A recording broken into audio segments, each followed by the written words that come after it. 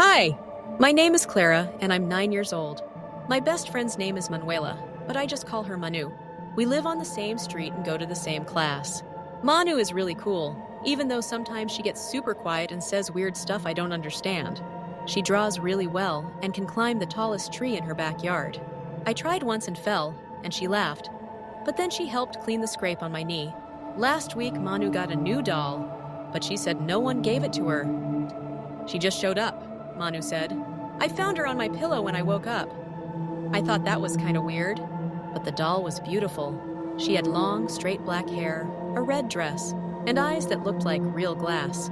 You could even see your reflection in them. Manu said her name was Dolka. I'd never heard that name before, but okay.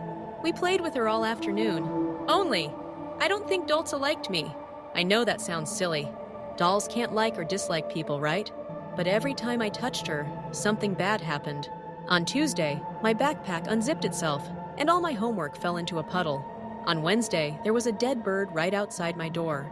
And on Thursday, I heard my mom crying in the bathroom.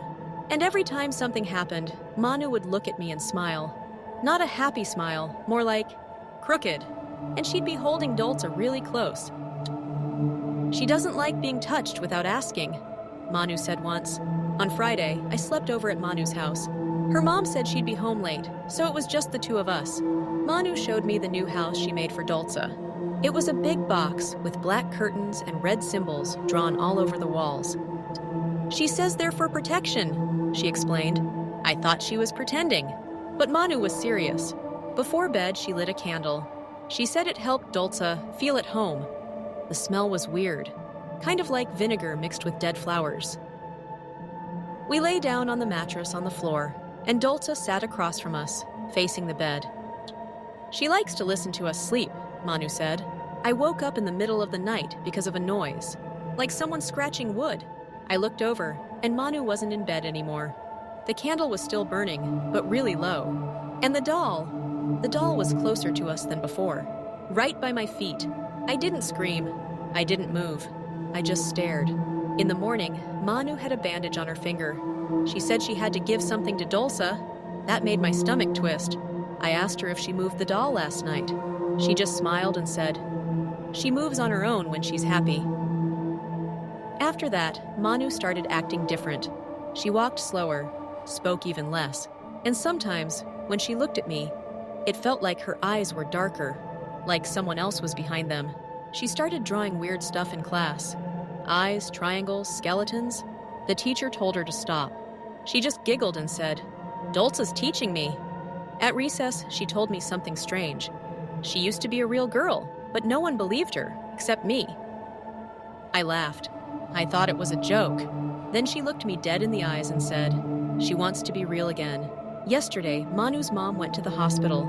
They said she fell down the stairs. Manu didn't cry. She just held Dolce and whispered to her over and over. Today, she asked me to come over again. When I got there, the house was dark. Even though it was daytime, Manu had turned off all the lights. Candles were burning on the floor, and her bedroom walls were covered in the same red symbols from Dolce's box. She took my hand and said, "Dolce picked you now." I tried to laugh, but I felt sick. "For what?" I asked. She smiled.